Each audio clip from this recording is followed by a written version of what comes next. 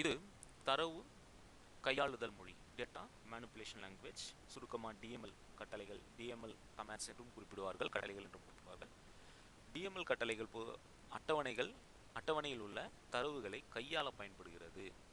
So to manage the data in tables, to manipulate data in tables அப்படின்னு நம்ம வந்து குறிப்பிடலாம்.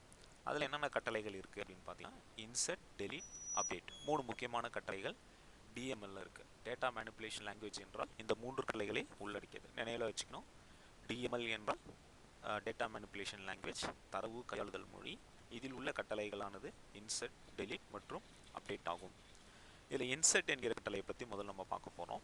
இன்சர்ட் கட்டளையானது அட்டவணையில் புதிய வரிசைகளை சேர்க்க பயன்படுகிறது.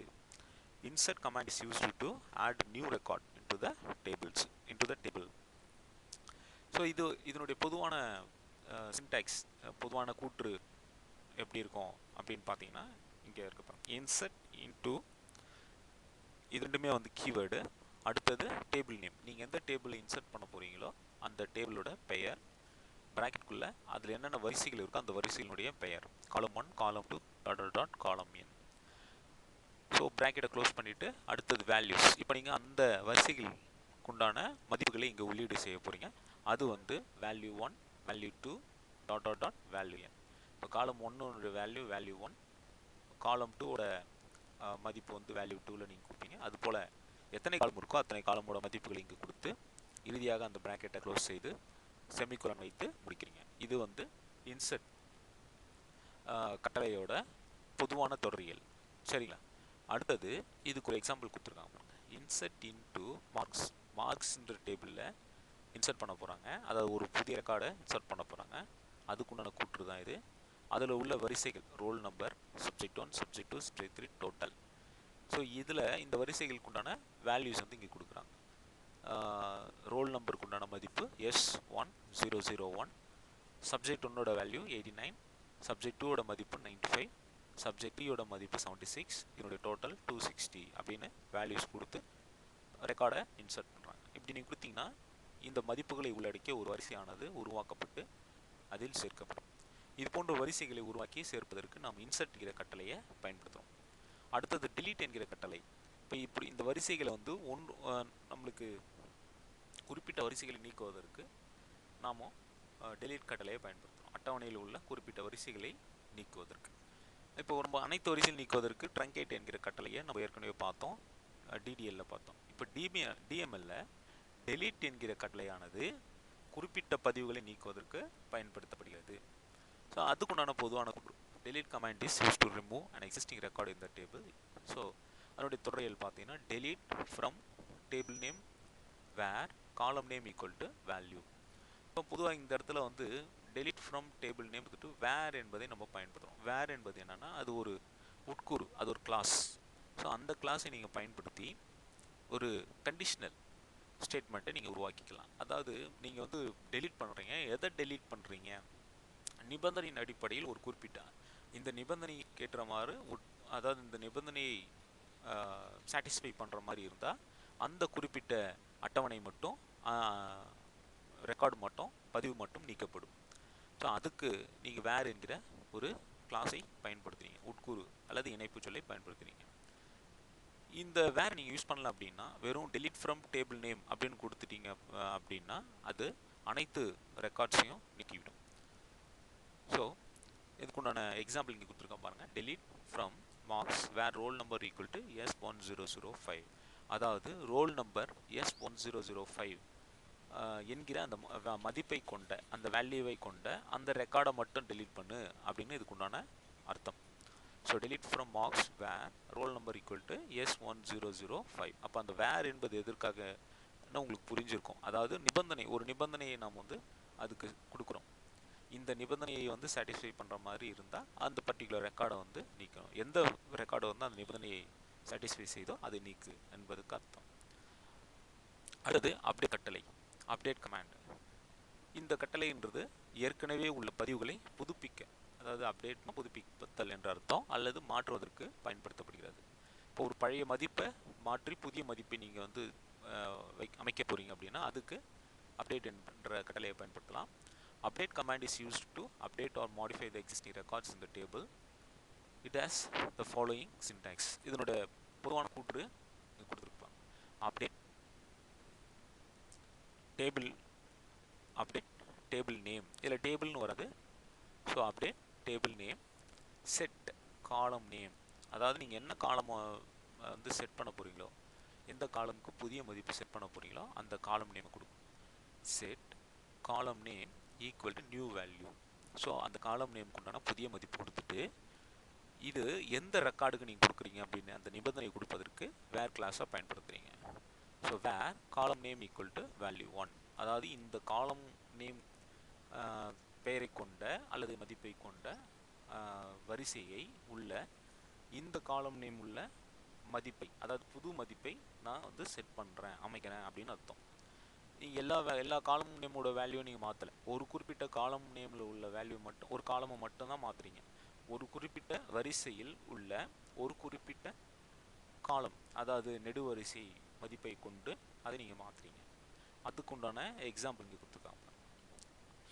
Update marks set subject 1 equal to 99, அதாவது சப்ஜெக்ட் 1ன்றது காலம் நேம். அந்த காலம் நேமுக்கு நீங்கள் புதிய மதிப்பு கொடுக்குறீங்க. என்ன மதிப்பு? 99 என்ற மதிப்பை கொடுக்குறீங்க.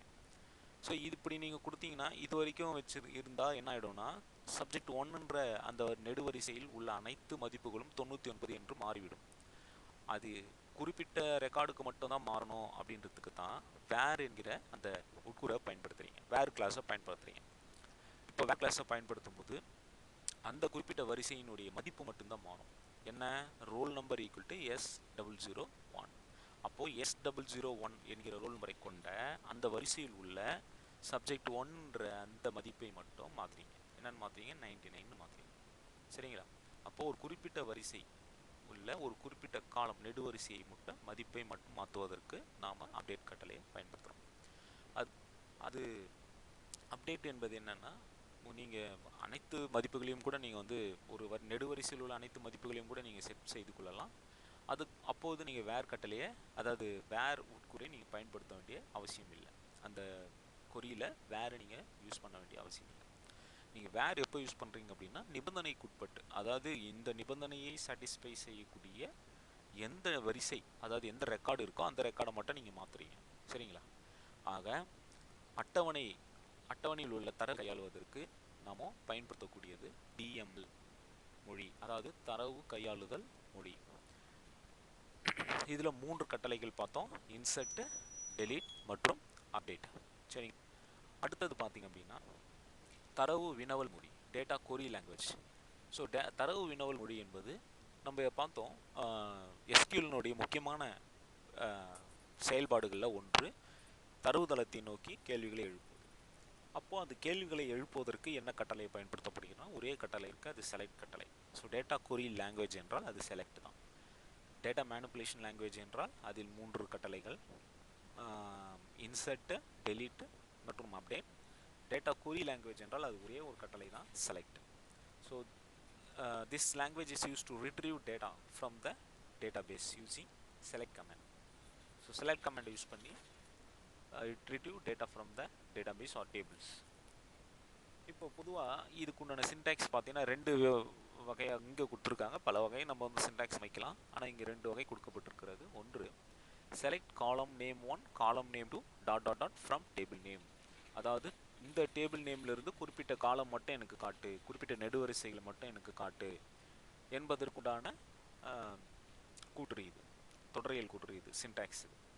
அடுத்தது select asterisk from table name. இந்த மாதிரி கூட்டுறதுக்கு நீங்கள் கொடுத்தீங்க அப்படின்னா ஒரு டேபிள் இருக்கக்கூடிய எல்லா நெடுவரிசைகள், அதாவது ஒரு என்டையர் டேபிளே ஒன்று காட்டும்.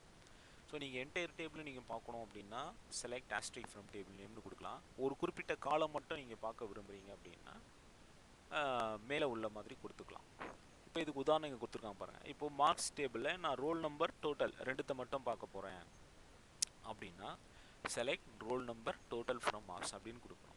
இல்லை எனக்கு என்டையர் டேபிள் நான் பார்க்க போகிறேன் அப்படின்னா செலக்ட் ஆஸ்ட்ரிக் ஃப்ரம் மார்க்ஸ் அப்படின்னு கொடுக்கணும். இதுதான் 2த்துக்குள்ள டிஃப்ரென்ஸ். நீங்கள் ஆஸ்ட்ரிக்னு கொடுத்துட்டீங்க அப்படின்னா டிஃபால்ட்டாக எல்லா, அதாவது என்டையர் காலம்ஸையும் உங்களுக்கு வந்து காட்டும், அனைத்து நெடுவரிசைகள் உள்ள மதிப்புகளையும் காண்பிக்கும், அதாவது ஒட்டுமொத்த அட்டவணையையும் காண்பிக்கும். என்டையர் டேபிளை நீங்கள் வியூ பண்ணலாம்.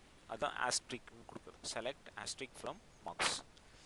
ஸோ இது வந்து டேட்டா கொரி லாங்குவேஜ். அடுத்தது டிரான்சாக்ஷன் கண்ட்ரோல் லாங்குவேஜ், டிசின்னு சொல்லக்கூடிய டிரான்சாக்ஷன் கண்ட்ரோல் லாங்குவேஜ். இது தரவுத்தளங்களில் நடைபெறும் பரிவர்த்தனையில் நிர்வகிக்க இந்த டிசிஎல் கட்டளைகள் பயன்படுத்தப்படுகிறது. ஸோ இந்த கமெண்ட்ஸ் வந்து to manage the transaction on the டேட்டாபேஸில் நடைபெறுகின்ற டிரான்சாக்ஷன்ஸ் தான் கண்ட்ரோல் பண்ணுறது.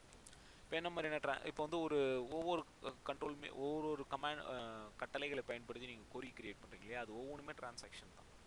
ஸோ அந்த டிரான்சாக்ஷன்ஸ் வந்து நீங்கள் சேவ் பண்ண விரும்புகிறீங்க, அதை வந்து நீங்கள் ஒன்ஸ் சேவ் பண்ணிட்டீங்கன்னா திரும்ப உங்களால் அதை மாற்ற முடியாது. ஸோ பெர்மனெண்ட்டாக நீங்கள் வந்து சேவ் பண்ணணும் அந்த டிரான்சாக்ஷன்ஸை. இப்போ நீங்கள் பண்ண டிரான்சாக்ஷன்ஸை பெர்மனெண்ட்டாக சேவ் பண்ணணும் அப்படின்னா அது கமிட் என்கிற கட்டளையை பயன்படுத்தணும். ஸோ கமிட் கமாண்டை யூஸ் பண்ணிங்கன்னா கமிட் டேட்டாபேஸ் அப்படின்னு கொடுத்தீங்க அப்படின்னா அந்த டேட்டாபேஸில் நடந்த டிரான்சாக்ஷன்ஸ் எல்லாமே என்ன ஆகிடும் அப்படின்னா சேமிக்கப்படும், சேவ் ஆகிடும், பெர்மனெண்ட்டாக சேவ் ஆகிடும். You cannot change it. அடுத்து ரோல் பேக் என்பது என்னென்னா கமிட்டுக்கு அப்புறம், ஏன்னா நீங்கள் கமிட் பண்ணிங்கன்னா திரும்ப வந்து உங்களால் ஒரிஜினல் ஃபார்முக்கு கொண்டு வர முடியாது, அதான் பழைய நிலைக்கு கொண்டு போக முடியாது. நீங்கள் என்ன சேமிச்சிங்களோ, எந்த நிலையில் சேமிச்சிங்களோ அந்த நிலை தான் இருக்கும். ஆக கமிட்டுக்கு அப்புறம் நீங்கள் என்னென்னலாம் செஞ்சீங்களோ அதை ஒன்றா நீங்கள் ரோல் பேக் பண்ணிக்கலாம். அதாவது நீங்கள் மீட்டெடுத்து கொள்ளலாம், ரிட்ரீவ், அதாவது go back to the original form. Roll back என்ற கட்டளையை பயன்படுத்திங்க அப்படின்னா மீண்டும் பழைய நிலைக்கு எடுத்து செல்ல வேண்டாம். அடுத்தது வந்து ரீஸ்டோர் த ஒரிஜினல் ஃபார்ம். சரிங்களா, நீங்கள் இப்போ வந்து ஒரு விஷயத்த நீங்கள் மாற்றுறீங்க, இப்போ ஒரு ரெக்கார்டை டெலீட் பண்ணுறீங்க, டெலீட் பண்ணிவிட்டு இல்லை அந்த ரெக்கார்டை நான் சேர்க்கணும் அப்படின்னா ரோல் பேக் கொடுத்தீங்கன்னா மீண்டும் அது பழைய நிலைமைக்கு போய்டும். அன்டூ ரீடூ மாதிரி இது. அன்டூ ரீடூ, இப்போ நம்ம வந்து ஒரு கட் பண்ணுறோம், டேபிளில் கட் பண்ணிட்டோம் அப்படின்னா தெரியாமல் கட் பண்ணிட்டேன், எனக்கு மறுபடியும் வந்து கொண்டு வரணும் அப்படின்னா ரீடூ பண்ணுறீங்க இல்லையா. ஸோ அதுதான் அன்டூ ரீடூன்ற மாதிரி தான் இந்த ரோல் பேக் என்பது. ஆனால் கமிட்டுக்கு அப்புறம் கமிட் பண்ணிட்டீங்கன்னா ரோல் பேக் பண்ண முடியாது. அடுத்து set transaction. So set transaction என்பது அதாவது ஒவ்வொரு டிரான்சாக்ஷனுக்கும் நீங்கள் வந்து அதை அணுகும் உரிமை, ஆக்சஸ் ரைட் வந்து செட் பண்ணலாம். ரீட் ஒன்லி, ரீட் ரைட்டு போன்ற ஆக்சஸ் ரைட்ஸை வந்து அணுகும் உரிமைகளை வழங்குவதற்கு செட் டிரான்சாக்ஷன் நீங்கள் பயன்படுத்துகிறீங்க. அடுத்து save point. So save point என்பது எதுக்காக அப்படின்னா தற்காலிகமாக சேமிப்பது. கமிட் என்பது நிரந்தரமாக சேமிப்பது, சேவ் பாயிண்ட் என்பது தற்காலிகமாக சேமிப்பது. ரோல் பேக் பண்ணலாம், நீங்கள் சேவ் பாயிண்ட் கொடுத்துட்டு நீங்கள் சேவ் பண்ணிங்கன்னா ரோல் பேக் பண்ணிக்கலாம். அன்டூ ரீடூ மாதிரி தான், அன்டூ ரீடூ தான், வேறு ஒன்றும் இல்லை. பட் கமிட்ன்றது பெர்மனெண்ட்டாக ஸ்டோர் பண்ணுறது. நீங்கள் கமிட் பண்ணிட்டீங்கன்னா அதை ரோல் பேக் பண்ண முடியாது. பட் சேவ் பாயிண்ட் பண்ணிங்க அப்படின்னா யூ கேன் ரோல் பேக். ஏன்னா சேவ் பாயிண்ட் அப்படின்றது ஒரு தற்காலிகமான ஒரு டெம்பரரி சேவிங் தான் அது. ஓகே, டெம்பரராக தான் வந்து சேவ் பண்ண முடியும். இதுதான் வந்து transaction language. 4 commit, roll back, set transaction, save point, 4 comments. இது டிசிஎல் கமெண்ட்ஸ். அப்போது DDL data definition language comments, DML comments, அடுத்தது டிசிஎல் கமெண்ட்ஸ். அடுத்து பார்த்தீங்கன்னா டிக்யூஎல் கமாண்ட் ஒன்று பார்த்தோம், அதாவது டேட்டா கொரி லாங்குவேஜ் பார்த்தோம், செலக்ட் கமாண்ட் வந்து பார்த்தோம். மொத்தம் 4 பார்த்துருக்கோம். இறுதியாக தரவு கட்டுப்பாட்டு மொழி, டேட்டா கண்ட்ரோல் லாங்குவேஜ். இதில் வந்து 2 இருக்குது, கிராண்ட், ரிவோக். இந்த தரவு கட்டுப்பாட்டு மொழியானது தரவுத்தள பொருட்களான அட்டவணை, பார்வை மற்றும் சேமிக்கப்பட்ட செயல்முறைகளை பாதுகாப்பை உறுதி செய்வதற்கு இந்த டிசிஎல் கட்டளைகள் பயன்படுத்தப்படுகிறது. டிசிஎல் கட்டளைகள் வந்து பாதுகாப்பு, செக்யூரிட்டிக்காக நம்ம வந்து யூஸ் பண்ணுறோம். ஒன்று கிராண்ட், இன்னொன்று ரிவோக், 2 கட்டளைகள் இருக்குது. இது வந்து கிராண்ட் என்ன செய்யுது அப்படின்னா ஒரு ஸ்பெசிஃபிக் யூசர்ஸ்க்கு ஸ்பெசிஃபிக் டேட்டாபேஸ் ஆப்ஜெக்ட்ஸை ஆக்சஸ் பண்ணலாம் அப்படின்ற அந்த உரிமையை வழங்குது. சில பேர் சில டேட்டாபேஸ் மட்டும் தான் ஆக்சஸ் பண்ண முடியும், எல்லாத்தையும் ஆக்சஸ் பண்ண முடியாது அப்படின்னு ஒரு குறிப்பிட்ட உரிமையை வழங்குவதற்கு கிராண்ட். ரிவோக் என்பது என்னென்னா அந்த வழங்கப்பட்ட உரிமைகளை திரும்ப பெறுவதற்கு ரிவோக். ஆக கிராண்ட் மற்றும் ரிவோக் ஆகியவை பாதுகாப்பு தொடர்பான செக்யூரிட்டி ரிலேட்டட் கமாண்ட்ஸ். இது வந்து டிசிஎல் கமாண்ட்ஸ்னு சொல்கிறாங்க, data control language commands are used to implement security on the database objects. So database objects ஆன டேபிள்ஸ், வியூஸ் அண்ட் சேவ்டு ப்ரொசீஜருக்கு உண்டான செக்யூரிட்டியை இம்ப்ளிமெண்ட் பண்ணுறதுக்கு இந்த டிசிஎல் கமாண்ட் வந்து பயன்படுது. சரிங்களா, பாதுகாப்பை செயல்படுத்த டிசிஎல் கட்டளை பயன்படுத்தப்படுகிறது. இதில் கிராண்ட் மற்றும் ரிவோக் ஆகியவை உள்ளன.